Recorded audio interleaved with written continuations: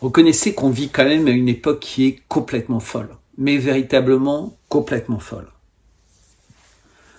Ce livre est un livre qui a été édité chez Vigo. Il y a peut-être 70, 80 années, je n'ai pas trouvé de date à l'intérieur du livre. Un livre superbe sur les plantes médicinales. Quand je dis superbe, il est superbe parce qu'il est magnifiquement bien illustré. Il y a des dizaines de planches dedans qui sont lithographiées. Le nombre exact, c'est 202 pages, 86 planches en couleur hors texte, 460 gravures. Et avec une introduction par un professeur de l'école supérieure de pharmacie à Paris. Et c'est un livre qui a été écrit par le docteur Loche.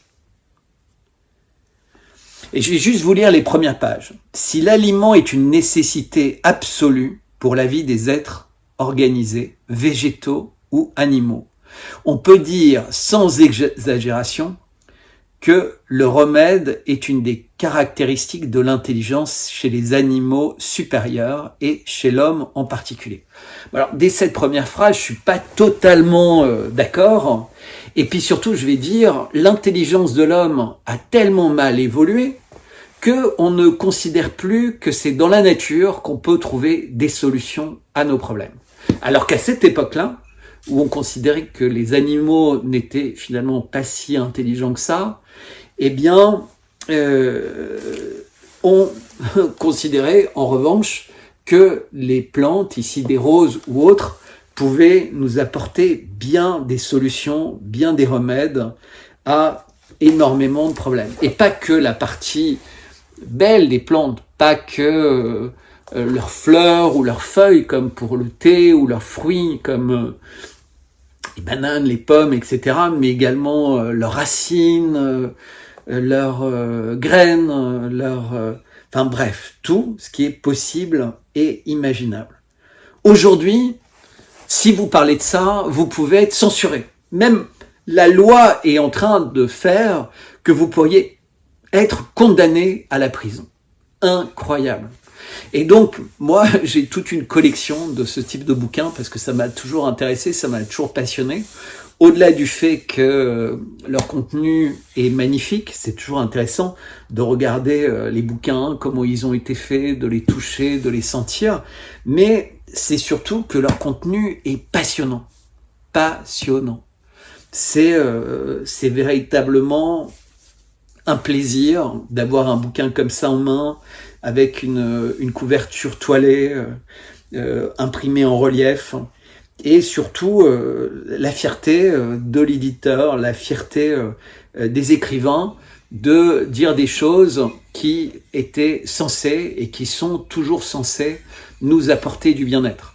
Et aujourd'hui, en fait, les grands-mères et ces gens-là, ils mériteraient quasiment la prison. Ils seraient censurés de YouTube et partout. Pourtant, à l'époque, ils étaient professeurs dans les universités et on était fiers, en fait. La nature n'avait pas commencé à être appropriée par des gens qui ne nous veulent pas de bien. Au contraire, ils ont envie d'avoir une population de plus en plus malade, de plus en plus stupide, parce qu'en fait, quelqu'un de guéri et qui est en bonne santé, pour l'industrie médicale, c'est terrible. De même que pour bien des dentistes, quelqu'un qui pourrait avoir une solution pour ne plus avoir de caries ou autre, c'est exactement pareil, c'est terrible. On vit dans ce monde-là où les hommes sont des marchandises pour d'autres hommes à toutes les échelles. Marchandises physiques, puisque j'ai parlé à différentes reprises et j'ai montré des preuves factuelles avec des grands journaux qui s'en faisaient l'écho, aussi du trafic d'organes, du trafic de peau, du trafic de plein de choses.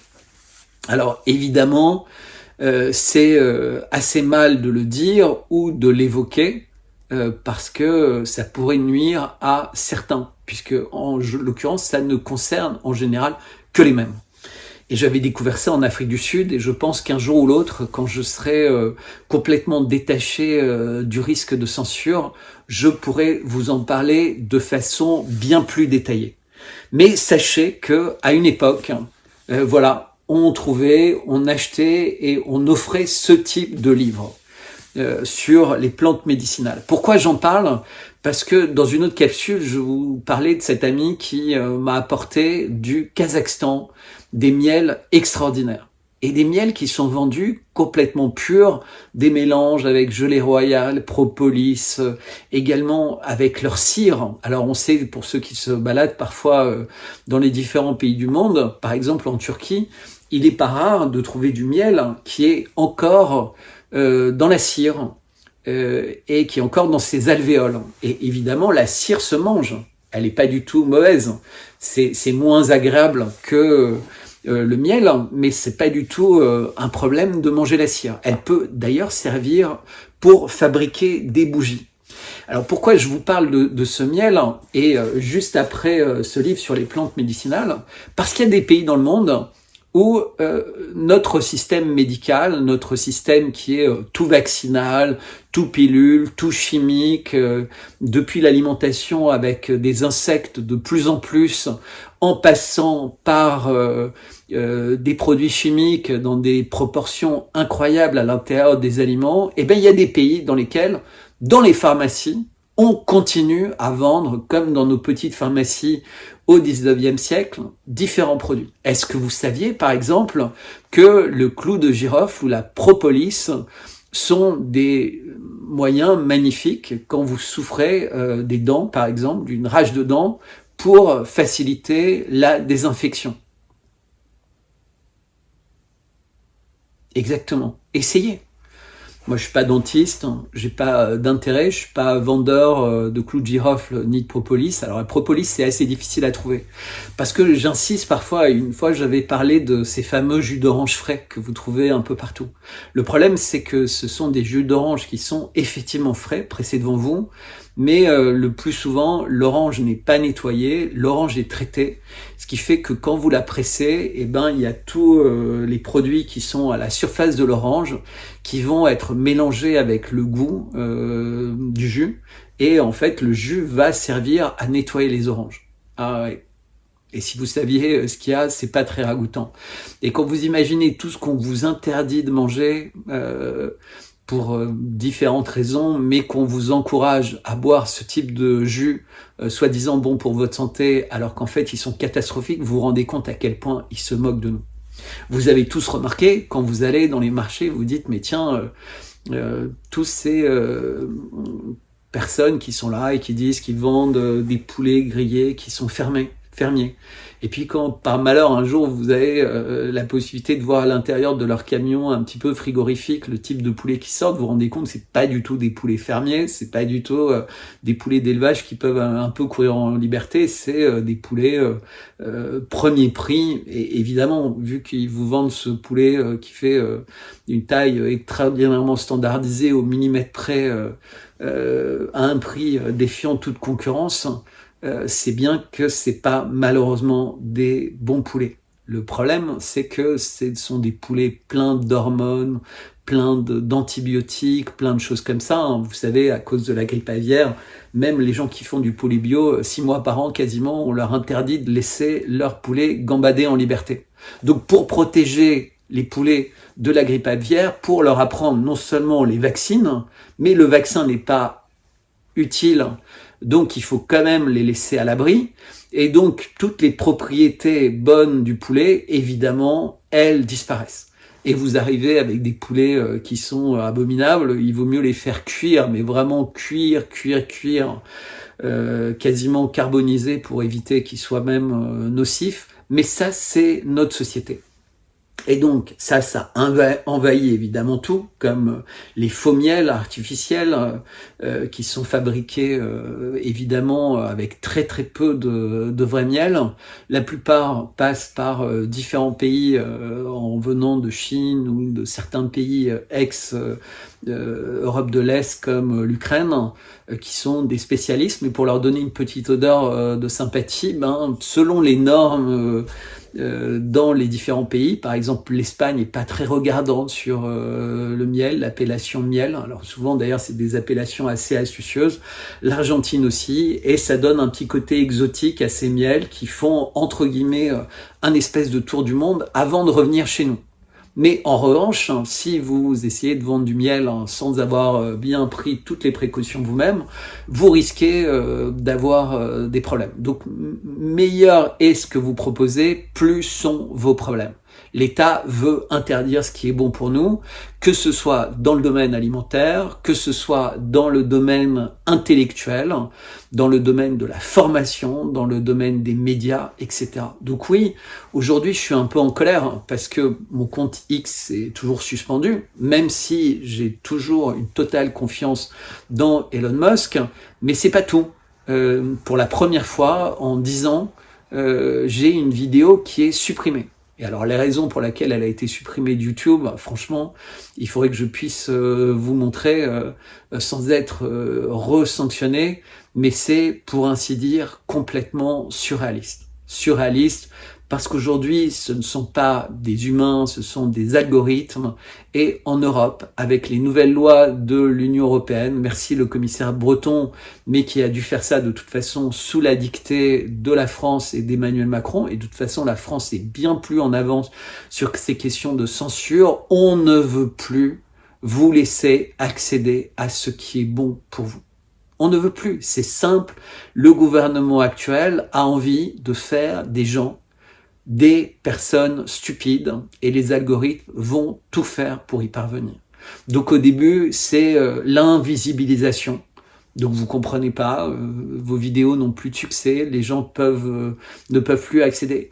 Alors, de temps en temps, quand même, c'est pas totalement invisibilisé. C'est l'intelligence artificielle peut pondérer aujourd'hui, sans aucun problème, ce que vous dites. Mais sans aucun problème. Et donc, si l'intelligence artificielle juge avec des paramètres vraiment très très sérieux que ce que vous dites pourrait, entre guillemets, rentrer sous le coup de la loi européenne, elle va évidemment faire quoi? Elle va vous freiner considérablement. Et quand je dis vous freiner, c'est quasiment vous demander de courir à 100 mètres avec des enclumes.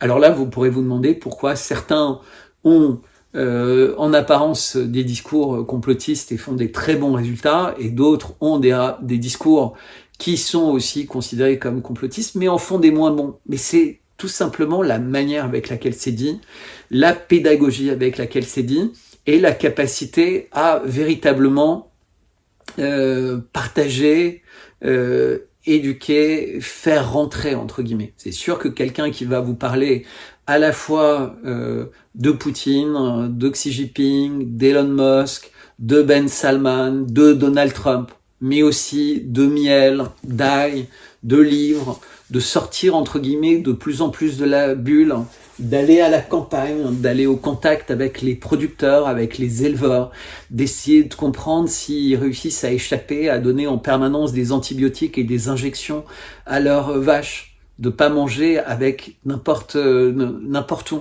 Vous savez, moi, il y a déjà 20 ans, j'avais des amis, dont un ami en particulier, dont le père était vétérinaire. Alors, chez moi, dans ma famille, on avait la chance, on a été très très vite éduqués à l'intérêt de la nourriture biologique. Mais cet ami avait son père vétérinaire, et il revenait toujours avec un grand les trucs de pique-nique, mais pour maintenir la nourriture au frais, et toute sa nourriture venait de sa région, et c'était son père en fait qui avait des relations avec les agriculteurs qui n'utilisaient pas pour leurs animaux toutes les injections, tous les vaccins, etc. L'expérience de la vache folle manifestement n'a pas porté ses fruits, et donc la nourriture c'est comme ça. Et moi je sais que en parallèle à la censure, en parallèle à beaucoup de choses qui se passent, l'État est en train de préparer toutes choses qui vont permettre d'interdire, entre guillemets, les marchés dans les villes. Et donc, ils vont interdire la possibilité pour les petits producteurs de continuer à survivre. Vous savez, vous avez déjà vu ça sans doute, des personnes qui ont des tout petits stands et qui vendent un peu de fromage de brebis ou un peu de pain qu'ils font dans un four. Et et ils font le pain très tôt ou la veille, et ils font tous les marchés, ils essaient de survivre, et c'est difficile, parce qu'en fait leur pain est un peu plus cher, ou leur fromage est un peu plus cher, etc. Eh bien ces gens-là, souvent à l'intérieur d'un marché, ils sont disséminés, il n'y en a pas beaucoup. Le vrai maraîcher qui fait les produits lui-même, de plus en plus dans les marchés, vous avez des produits neufs, vous avez des gens qui vendent des vêtements, des ceintures, des œufs qui sont censés être bio, mais en réalité, quand vous regardez, il y a marqué 3 dessus et pas 0.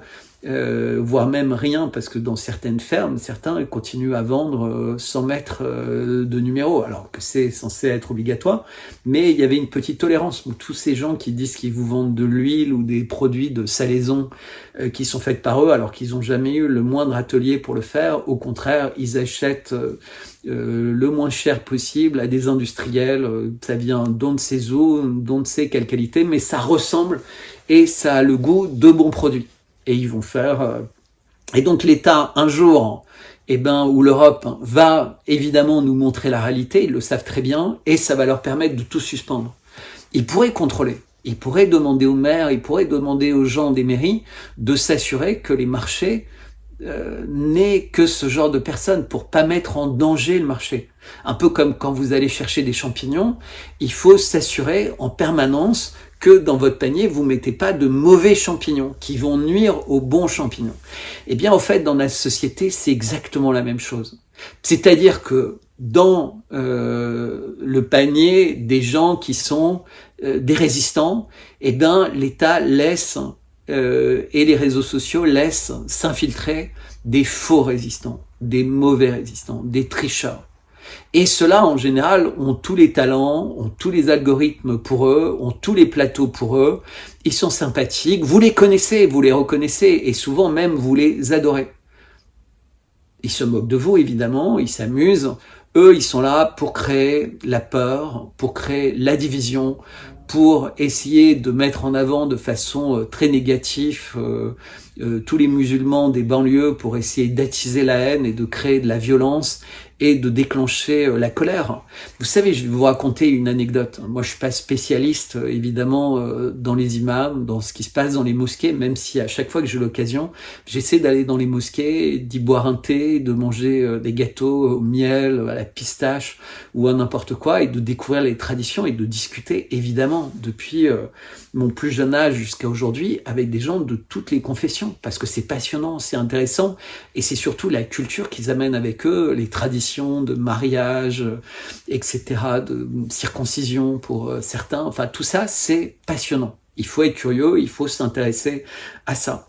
Eh bien aujourd'hui, quand l'État triomphal nous parle des imams qui renvoient et des imams qui sont autorisés à rester, je suis de plus en plus amené à me poser la question sur les méthodes de sélection.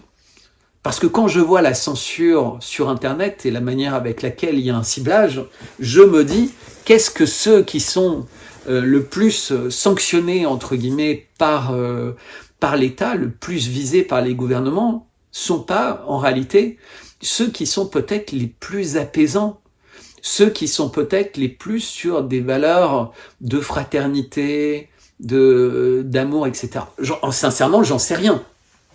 Mais moi, par exemple, entendre que je suis quelqu'un qui est sur un discours de haine, les gens qui me suivent réellement savent que c'est pas la vérité. Mais évidemment, c'est difficile de se défendre, puisqu'on c'est ce qu'on vous dit, mais après avoir censuré. Donc on ne donne pas la possibilité aux gens de vérifier est-ce qu'il y a véritablement ou non, en l'occurrence, un discours de haine. Évidemment, pas du tout. Mais ça va être présenté comme ça, et vous mettez des étiquettes. C'est comme les fact-checkers, les conspiracy watch, etc. Et vous remarquerez d'ailleurs que ces gens-là sont incroyablement bien référencés sur Google. C'est-à-dire qu'une fois que vous avez été étiqueté, toutes les personnes qui voudraient s'intéresser à vous, si vous étiez à la recherche d'un job, à la recherche d'une position sociale ou sociétale importante, la première chose qui apparaîtrait aux chasseurs de tête, d'ailleurs, je dînais avec un ami chasseur de tête il y a quelque temps, et qui me disait, heureusement, tu as du bol de pas être en recherche d'emploi, etc., parce qu'avec toutes les étiquettes qui sont collées sur toi, déjà, tu pourrais bosser dans aucune administration. Et Et ton nom représente presque un danger pour les gens qui pourraient s'y intéresser. Bref, tout ça c'était un peu une longue introduction, mais pour rappeler que les plantes, les choses qui sont bonnes, essayez d'en manger. Quand vous voulez prendre de l'ail, il vaut mieux le payer un peu plus cher, de l'ail biologique, acheté frais chez le producteur, essayez d'éviter au maximum les nourritures trafiquées, etc. Et vous n'imaginez pas à quel point il les trafique et à quel point il trafique tout. Si l'État voulait vraiment s'occuper de notre bonne santé, vous croyez qu'il laisserait dans 99% de la grande distribution une partie très importante des miels être vendus, alors qu'en fait il suffirait de faire un test en quelques minutes avec la répression des fraudes pour se rendre compte que c'est pas du miel. Ou alors laisser ces produits qui sont pas du miel, et donc ils appellent pas ça véritablement miel, à côté d'autres. Vous savez, il n'y a pas d'application, d'appellation contrôlée, il n'y a pas. C'est purement scandaleux. Dans le monde entier, les gens savent que c'est bon. Donc vraiment, inscrivez-vous à mon Substack. Vraiment, préparez-vous à trouver dans le cadre du club 55 bêtes chasse, parce que ce sera à l'intérieur d'un club le miel.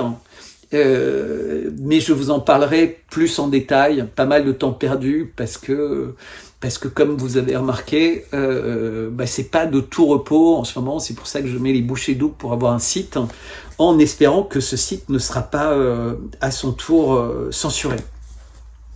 Un autre bouquin que je voulais montrer, qui vraiment a été un bouquin très important, très structurant pour moi. J'ai lu il y a longtemps en fait, quand j'étais encore adolescent. C'est Pierre Assouline, L'homme de l'art, et il parle de Daniel-Henri Kahnweiler. Et donc c'est un livre que j'ai lu plusieurs fois.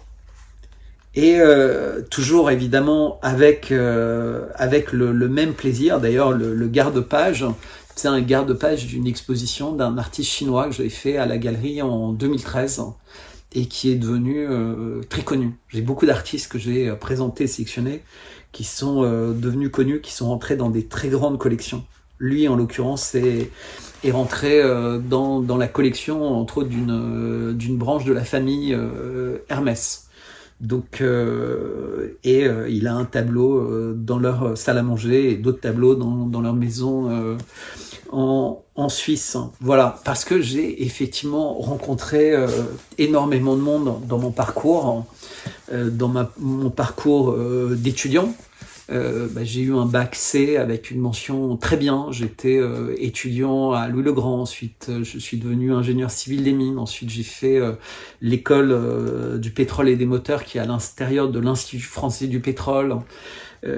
Après, j'étais à Sciences Po en écophie, où j'avais à la fois des profs et des étudiants dans ma promo qui ont eu des carrières assez formidables. Et puis moi-même, j'ai fait une carrière assez réussi puisque j'étais toujours considéré comme quelqu'un d'intelligent, de performant, de travailleur, de fiable, de loyal. Et je reste, comme ceux qui ont vu la longue vidéo qui a été censurée, fiable et loyal. Je m'intéresse pas à essayer de juger les gens. Parfois je raconte des faits, mais parce qu'ils ont du sens, et surtout parce que je pense que c'est important de dire les choses, de dire les vérités. Et je me rappelle, il y avait une émission qui s'appelait les 4 vérités ou les 5 vérités, enfin je sais plus. Mais en réalité, les gens ne disent plus la vérité, ils ne disent que des mensonges. Aujourd'hui, en fait, les mensonges sont utilisés pour cacher la vérité, mais en étant présentés comme si c'était des vérités. Et donc c'est complètement affligeant. J'avais sélectionné ce bouquin aussi. Il s'appelle Les orateurs de la Révolution française. Et pourquoi j'ai pris ce bouquin? Parce que c'est intéressant. C'est un bouquin qui m'a été offert quand j'étais étudiant à Louis-le-Grand par des copains pour un anniversaire. Et c'était Bertrand, à toi de dépasser la performance de tes anciens, plus ou moins. Des grands anciens, de tes grands anciens. Et c'est signé Camille et Nicolas. Alors l'un, c'est quelqu'un qui s'appelle Camille Beffa, donc le neveu du fameux Beffa, et l'autre s'appelle Nicolas Véron. Et Nicolas Véron, aujourd'hui, il est connu parce qu'il est dans un institut qui s'appelle l'Institut Bruegel. C'est un des think tanks les plus importants au monde. On communique toujours régulièrement ensemble. On a vraiment deux manières de penser complètement différentes. Lui, il était major de l'IX, major d'entrée à l'IX, major de sortie à l'IX, corps des mines. Il a fait des études extraordinaires, il a même une thèse en histoire de l'art, etc. C'est un des plus grands cerveaux que j'ai jamais rencontré. Et on était très amis. Camille Beffa aussi. On était très amis parce que qui était un grand pianiste, Camille. Et pourquoi ? Parce que d'une part on était dans les mêmes classes à Louis-le-Grand, XM'4. Il était le meilleur d'ailleurs de la classe. Il était assez foudroyant, mais parce que un peu comme je le montrais, il y a quelqu'un qui a redécouvert un compte Twitter que j'avais complètement oublié, que j'avais ouvert en 2013 et qui a été fermé en 2015, pas par moi. Et puis en fait, il a été rouvert sans que je le sache. Et pourquoi ? Parce qu'il y avait eu l'opération Plomb Durci. Et puis aussi, je commençais à critiquer Macron qui venait d'être nommé ministre de l'économie en m'en inquiétant. En même temps, il remplaçait Valls, ce qui n'était pas forcément une mauvaise nouvelle. Mais tout ça pour vous dire que dès cette époque-là, où j'avais dans les associés de ma galerie Jacques Attali, j'exposais des tableaux d'artistes qui étaient très critiques avec ce qui se passait entre Israël et les Palestiniens, que ce soit en Cisjordanie et à Gaza, et je faisais toutes ces choses-là. Et donc j'avais des gens qui étaient associés avec moi, mais en voyant la manière avec laquelle la galerie s'investissait, entre guillemets, sur des causes politiques que je considérais comme supérieures, ont quitté la galerie. Voilà, ça c'est la réalité. Ça c'est la réalité, vous avez devant vous quelqu'un qui n'a jamais été dans le non-engagement.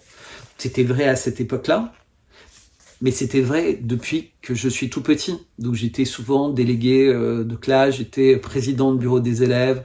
Dans ma vie, j'ai véritablement rencontré beaucoup de présidents, de personnes liées à des présidents. J'étais très intimement lié à des gens puissants, entre guillemets. Mais tout ça, d'abord, ne m'a jamais impressionné.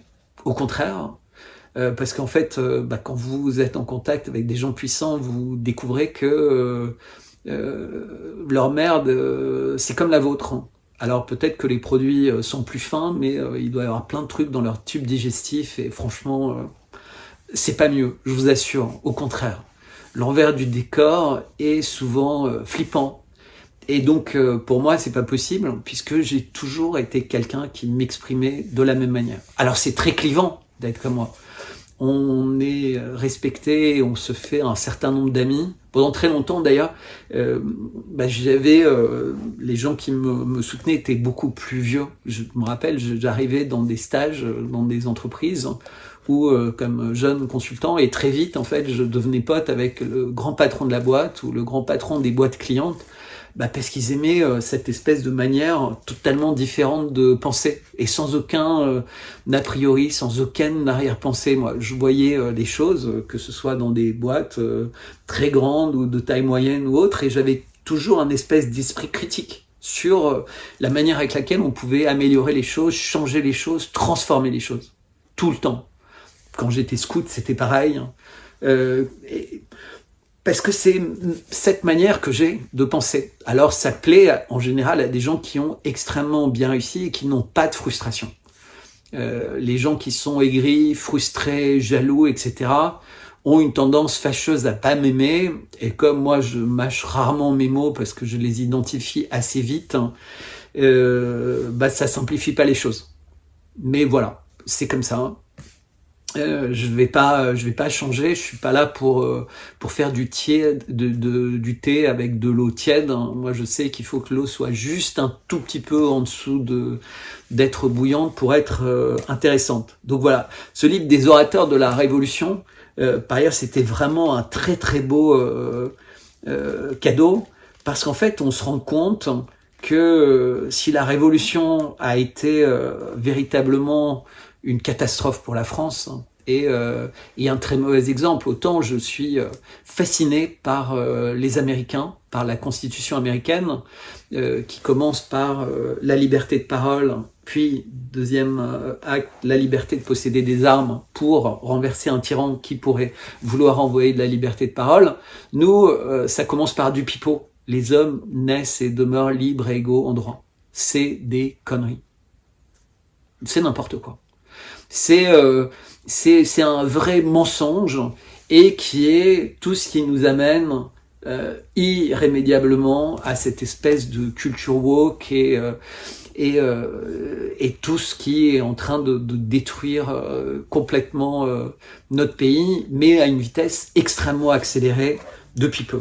Et donc vous avez des discours qui sont mais fantastiques dedans, mais véritablement fantastiques. C'est sublime. Donc il y avait des gens au milieu de tout ça qui étaient de vrais idéalistes et malheureusement ils ont le plus souvent été réduits au silence. Un autre livre qui a été extrêmement marquant, également un livre que j'ai lu plusieurs fois. Alors c'est drôle, hein, mais donc il y a dedans un garde-page de 95 et c'est le même ami, Nicolas Véron, qui m'a envoyé une carte et qui date de juillet 95 à Beyrouth. Le Liban est devenu un pays presque pacifique.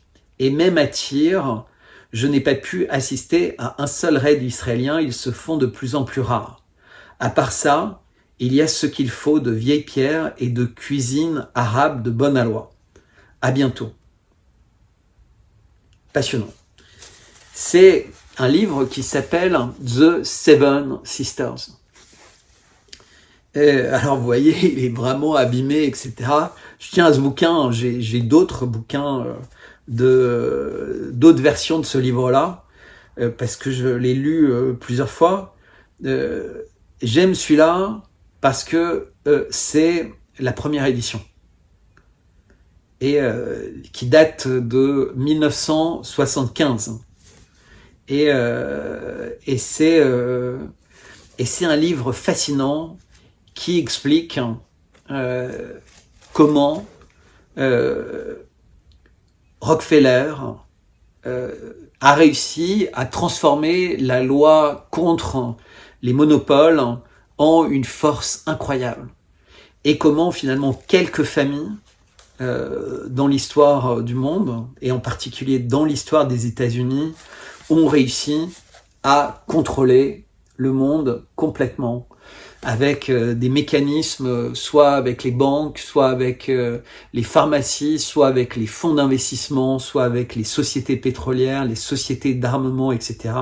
Avoir un vrai contrôle complet de la société, de notre manière de penser, de notre manière de consommer, de notre manière de croire ci ou ça. Et ça a eu évidemment une influence considérable sur le destin de la Russie, mais également le destin actuel de la Russie. Si vous avez jamais lu ce livre de Anthony Sampson, vraiment je vous le recommande, The Seven Sisters. Donc les sept sœurs. Incroyable, hein.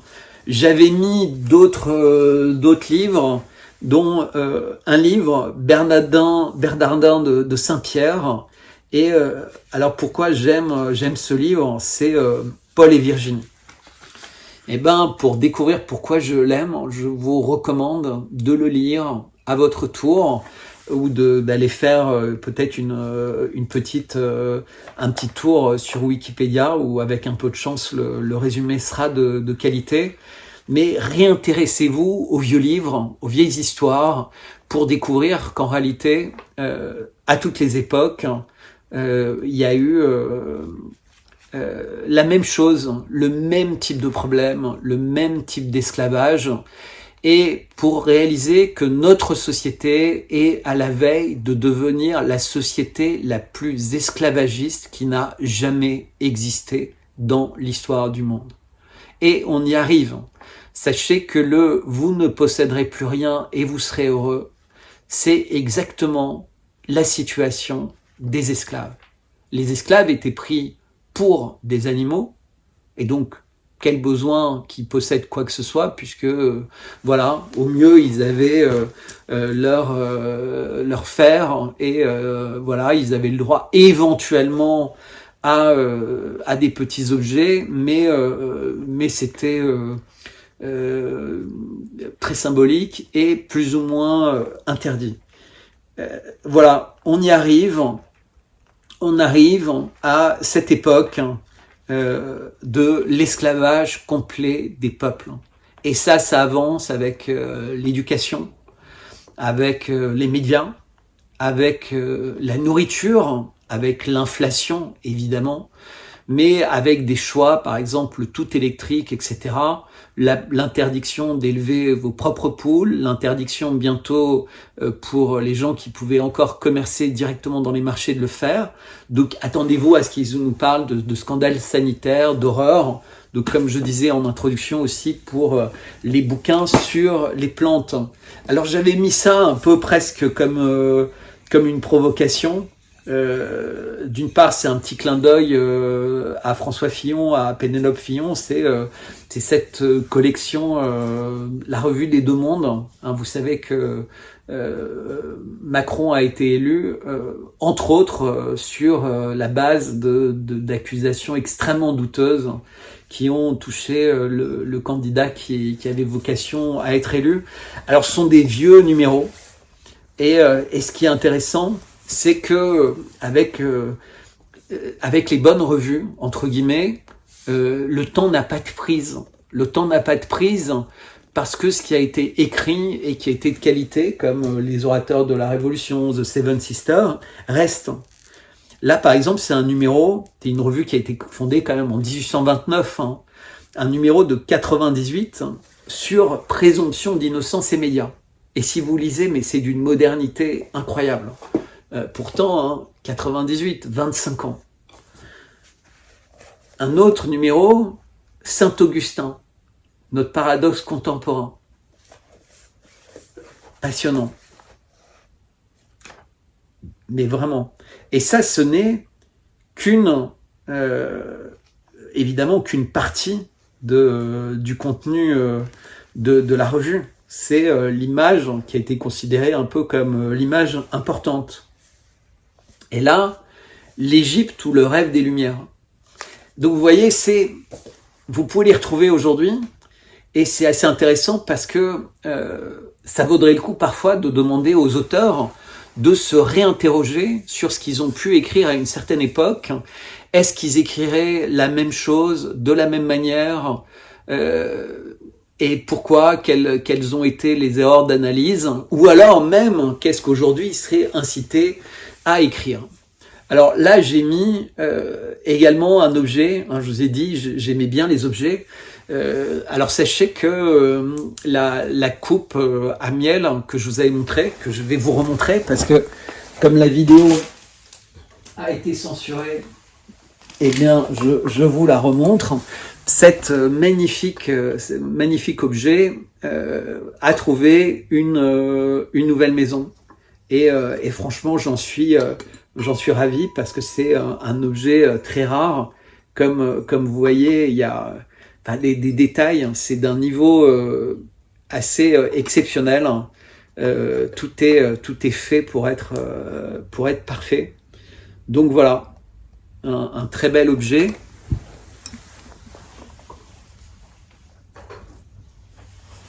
Et là, c'est intéressant parce que c'est une lampe et elle est un peu un mélange de plein de savoir-faire. Vous savez, ils mettaient avec du laiton ou du bronze des petites bases, un peu à la chinoise. Vous savez, toujours, il y a ces petits socles sur les objets chinois et c'était très à la mode. Et là, une porcelaine avec du relief, de la peinture. Alors, ça pourrait rappeler des gens comme Théodore Deck. Donc pareil, si quelqu'un a envie d'une lumière comme celle-là, eh bien il peut me le faire savoir. Et évidemment, elle mérite un abat-jour. Ici, il y a un petit peu de travail, mais c'est uniquement revissé. C'est magnifique. Et le tableau derrière que je présente cette fois-ci, qui est un tableau ancien, avec une très belle signature que je vais taire, mais c'est véritablement superbe. Quand vous allez voir de plus près les vaches, vous allez comprendre. C'est vraiment de la très très grande peinture. Donc elles ont une vie. On pourrait imaginer qu'elles vont sortir du tableau, qu'elles ont plein de choses à nous raconter.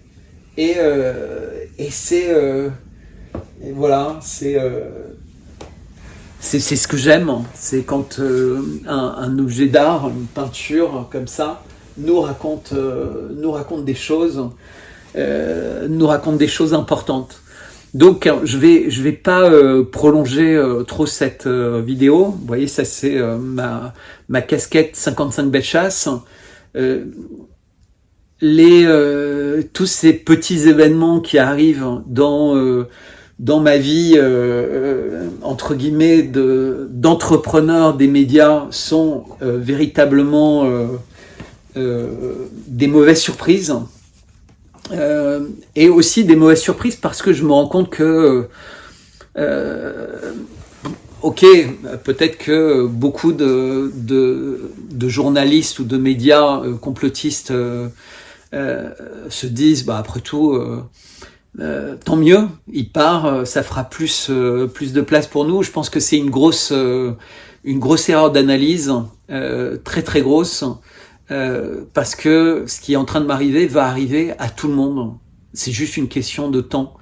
Et donc l'impression d'être en sécurité est une mauvaise impression. Je vous invite à découvrir le livre. Et là, je regrette parce que je ne l'ai pas apporté avec moi. Mais j'aurai toujours beaucoup de livres que je vais vous mettre en avant. Mais le livre de Cressman Taylor qui s'appelle « Inconnu à cette adresse ».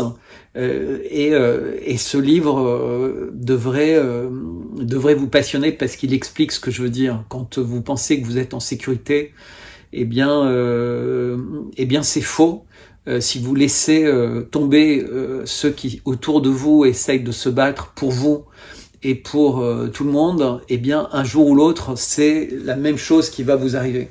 Alors je vous ai parlé des miels, donc je vous montre. Donc c'est des miels mais véritablement incroyablement blancs. Le miel à l'intérieur est tout blanc.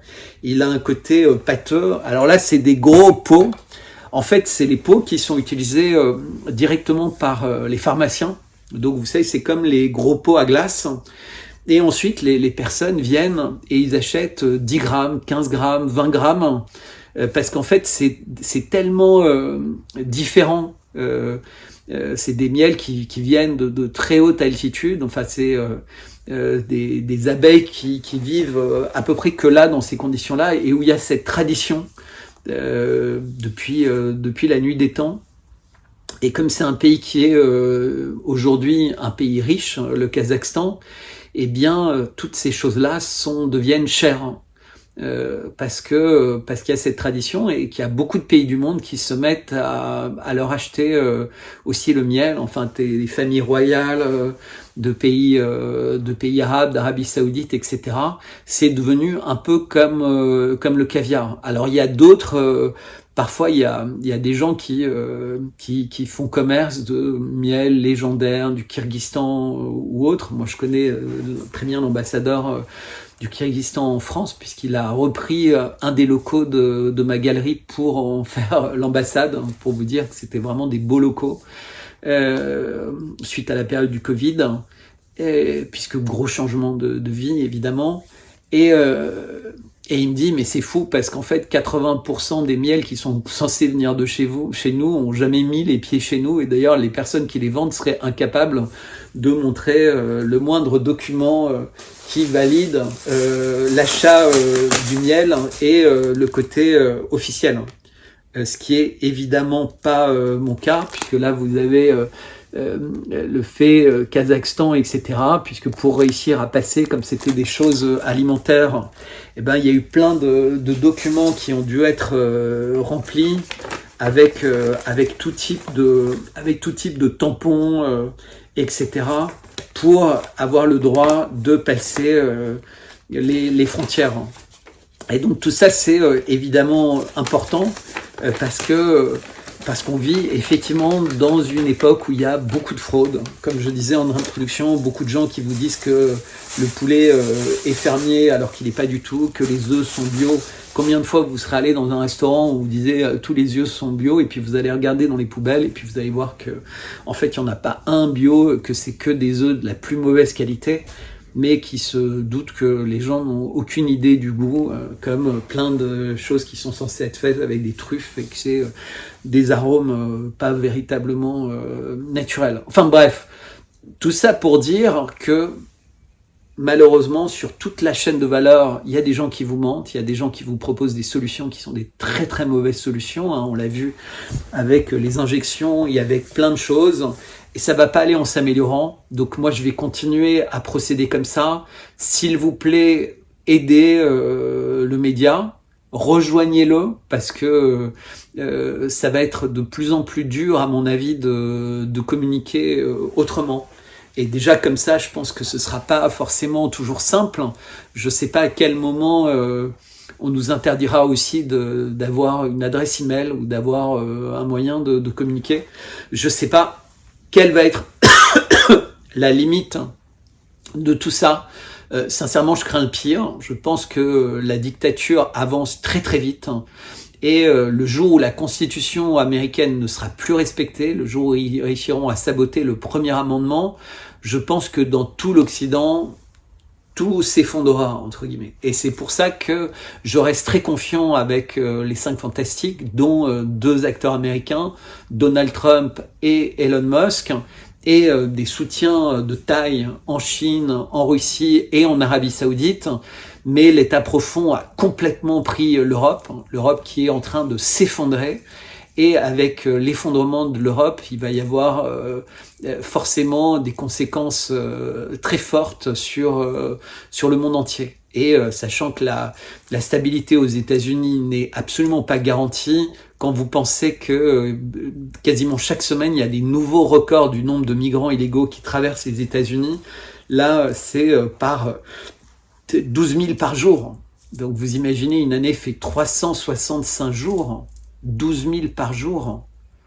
Ça veut dire plus de 4 millions dans une année, 4 millions de personnes.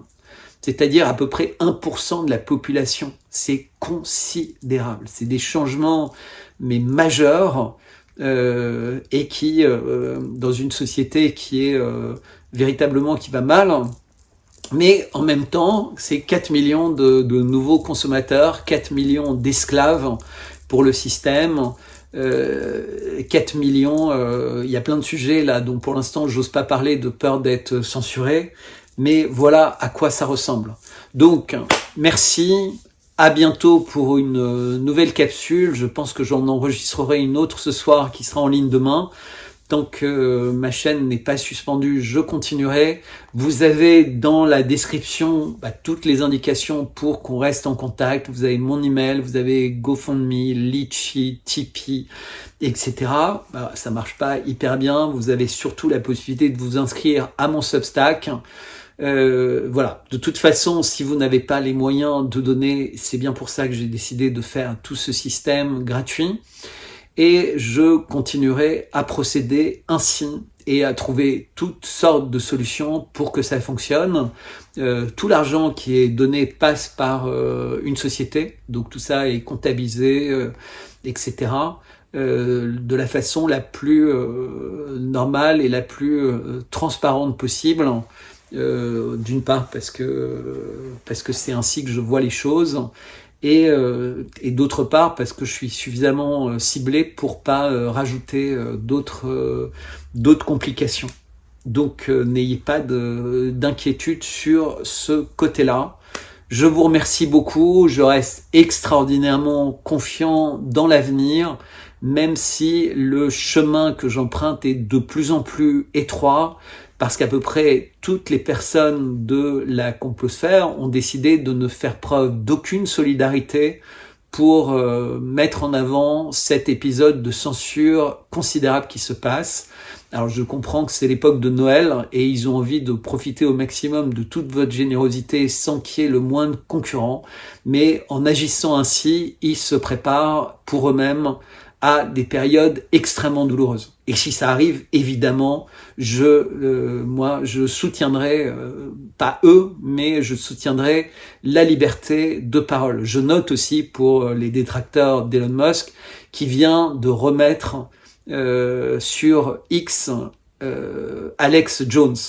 Alors il est très possible qu'assez vite l'Europe s'attaque complètement à Alex Jones et qu'il soit interdit en France ou en Europe ou ailleurs. Mais bon, en même temps, je pense qu'ils vont pas trop le faire parce que il parle en anglais, ses tweets sont en anglais et de toute façon, les algorithmes depuis quelque temps ne sont plus du tout les mêmes entre les pays. Justement pour éviter que la société X puisse être attaquée parce que des tweets américains dans lesquels tout est complètement libre soient trop visibles en Europe. Mais que X, en fait, ne peut pas censurer les Américains qui ont une liberté de parole complète. Et donc, ils font en sorte que les algorithmes, malheureusement, fassent qu'il est de plus en plus difficile de voir les tweets américains. Voilà, c'est une censure, une espèce de dictature masquée terrible qui nous envahit de plus en plus.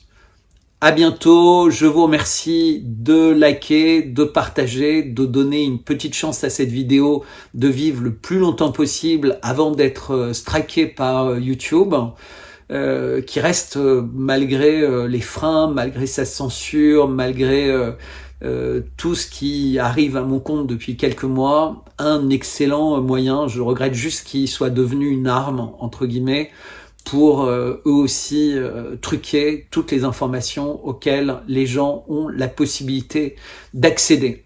Voilà, à bientôt, merci beaucoup.